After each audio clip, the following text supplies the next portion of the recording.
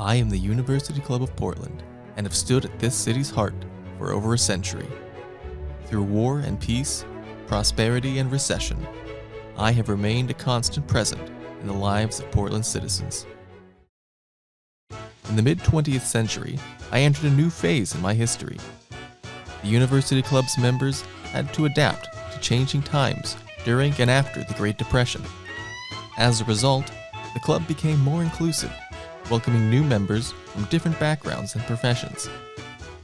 As football season rolled about in the fall of 1933, the club agreed to supply a free buffet lunch every Saturday for 2 months during football season. The loss to the club was minimal due to the return of alcohol sales after Prohibition.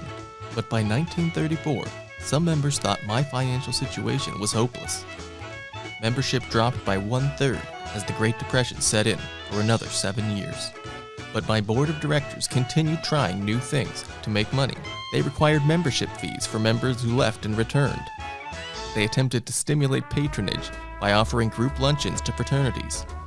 Things did get better, and by the end of 1936, my financial deficit was nearly erased. New members included the mayor of the city of Portland and Oregon Governor Charles Martin. By now, you may have become acquainted with the occasional leak in the ceiling above what was then called the men's bar, today known as the members' grill. The ceiling had been leaking since well before 1937, and this year was no exception. Unfortunately, the leak had become an ongoing mystery. No one could figure out where it came from or why it returned so regularly. In 1938, a new cocktail lounge opened on the lower level and was reserved exclusively for ladies and their guests. Even though the club deficit continued to rise by several $1,000s due to the Depression, membership steadily increased. My board of directors felt good about the program of expansion they had put together, despite the inherent risk. But with the deficit came some problems, as explained here by Frank Branch Riley, an original UC member interviewed at the age of 97 by the Oregon Historical Society. We had some very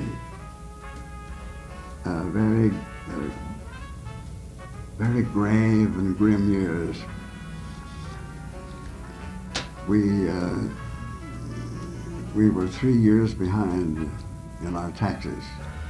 We weren't servicing our bonds. We had a mortgagee, one of the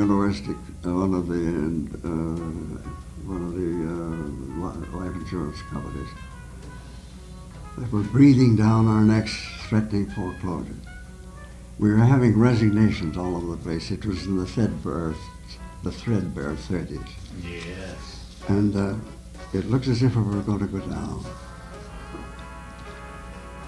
But James Alger Fee and Wallace Clark together worked out some federal plans, and we were saved. And all the time there was pressure on the club for slot machines. My newly negotiated and favorable 10-year payment plan included cash for repairs, including some new elevators. With the economy picking up steam due to the war with Germany, the board decided to waive all reinstatement fees, and more than 30 former members rejoined. 1939 saw me busting at the seams with my highest membership so far. I had almost 750 members, a gain of 162 in the last 2 years. I was so popular I had a waiting list. In 1940, military members paid no dues for use of the club, provided they served for more than 1 year. A few years later, I got my infamous dice rack in the grill after a member traveled to the University Club of Manila, where dice boxes were popular.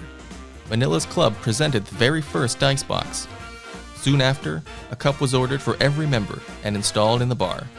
I had my 50th anniversary dinner in 1947. Boy, what an array of delights. There were 700 of my total 933 members there. The menu included Columbia oysters, cracked crab, smoked shad, planked blueback salmon, prime beef rib, baked ham, mallard ducks, pigs, bear, venison, grouse, quail, pheasant, and elk roast.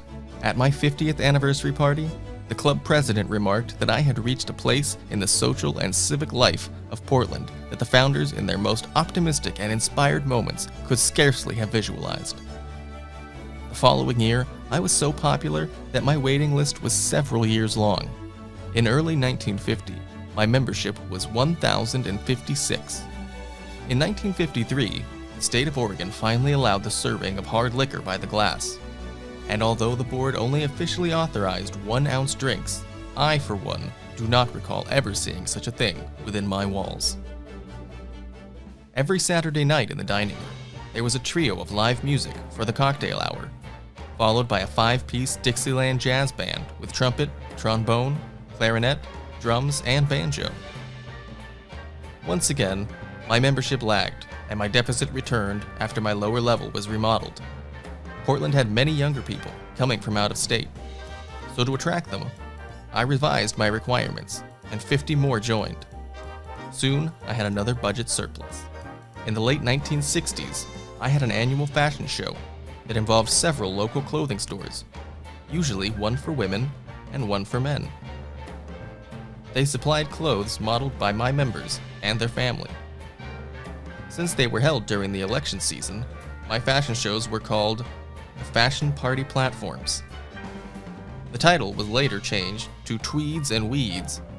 A game night started up soon after called Name Your Game Play Day, and members showed up in droves with self-arranged pairs, trios, and foursomes to play bridge, pitch, gin rummy, cribbage, or dominoes.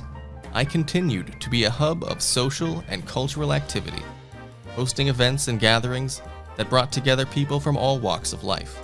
A place where great minds could come together to exchange ideas, make connections, and shape our world.